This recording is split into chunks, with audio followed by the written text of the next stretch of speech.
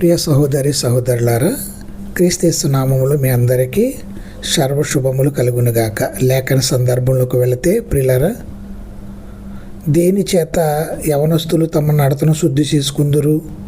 దేవునితో సహవాసం చేయాలంటే పవిత్రత, పరిశుద్ధత అవసరం. పరిశుద్ధాత్మ సహాయముతో దేవుని వాక్య ప్రకారం మనం పవిత్రంగా ఉండవచ్చు. దేవుని వాక్యం మనల్ని శుద్ధి చేస్తుంది. మన హృదయాలు దేవుని వాక్యంతో నింపి ఆయన వాక్యం మన హృదయాలను ఏలనిస్తే అప్పుడు మనం ఆయన ఎదుట పాపము చేయము. నేను నీ ఆజ్ఞలను, నీ వాక్యమును ధ్యానిస్తున్నానని కీర్తనకారుడు చెప్తున్నాడు. ప్రియులారా, శరీరానికి అరుగుదల ఎలాగో అలాగే ఆత్మకు ధ్యానం. మన ఆత్మ దేవుని వాక్యాన్ని ఆహారంగా ఇవ్వాలి. రుచికల ఆహారం కంటే ఇంకా ఎక్కువగా దేవుని వాక్యాన్ని బట్టి మనం హర్షించాలి. ఆహారం భూమి మీద కొన్ని సంవత్సరాలు జీవించడానికి ఉపయోగపడుతుంది. దేవుని వాక్యం పరలో